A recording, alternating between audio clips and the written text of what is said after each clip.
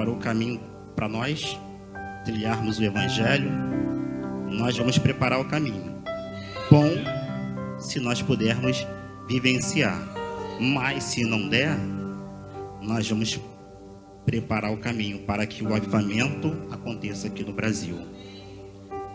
E você não pode ficar de fora se acontecer, irmãos. Se acontecer com os nossos descendentes, glória a Deus, deixaremos um legado. Mas se for na nossa geração, você não pode ficar de fora. Fala, Tiago. Shalom. Amém? Quero que você abra sua Bíblia em Lucas capítulo 24, versículo 13. Quanto você acha? Eu não tem ninguém para me ajudar aqui, deixa quieto, eu ia louvar, mas deixa para outra hora, para vocês conhecerem os meus. Não vai ficar ninguém, mas tudo bem. 24:13, deixa quieto, final a gente canta. E eis que no mesmo dia iam 2 deles para uma aldeia que distava de Jerusalém 60 estádios, cujo nome era Emaús. Não me perguntem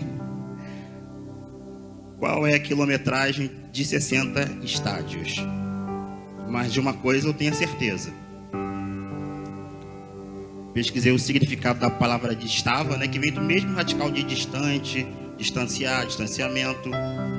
Então, estavam a caminho de Emaús os discípulos. Isso aconteceu após a crucificação de Jesus, Tem alguns hinos que falam sobre isso. Um é até cantado na ceia, Eu conheço essa voz, eu conheço esse jeito de partir o pão. E era distante. Eles estavam indo para um caminho contrário, um caminho distante de Jerusalém. Houve a crucificação. E eu já falei até que uma vez, eu não consigo imaginar, eu não consigo mensurar um dia que seja mais triste do que quando foi a crucificação de Cristo.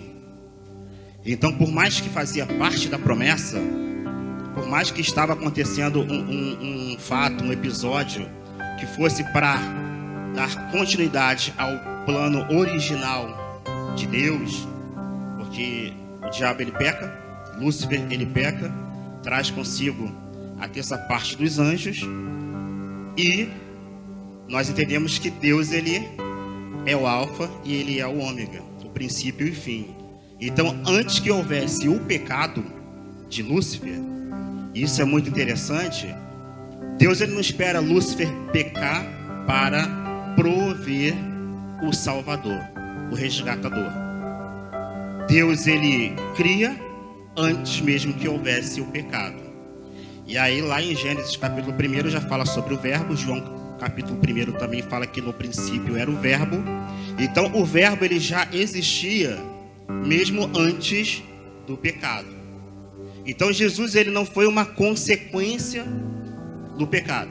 O diabo peca e opa, o que eu vou fazer? Vou agora criar Jesus. Ele já existia antes do pecado. Então ele providenciava, ele provê tudo. Deus ele provê tudo. E aí os discípulos que estavam a caminho de Emaús, assim como os discípulos que andavam com Cristo, os 11, porque o diabo ele já tinha entrado já em Judas Iscariote. E aí depois nós vamos ler esse trecho que fala sobre os 11. Eles viviam um momento de muito luto. Eu fico tentando mensurar, tentando imaginar a tristeza que os discípulos carregavam. Porque não é como você perder um grande amigo. Não é como você perder um pai. Não é como você perder um irmão. Mas Jesus ele vem curando as feridas, tanto da carne quanto da alma. Ele vem fazendo sinais, trazendo sinais, milagres, maravilhas. Então aqueles homens, eles vivenciaram momentos extraordinários. Aqueles homens, eles conseguiram vivenciar, naquele pouco tempo que eles andaram ao lado de Cristo, ele se mover de íntima compaixão, de ele se importar com pessoas que viviam à margem da sociedade, homens que até então não tinham valor algum, mas Jesus, ele morre também por esses.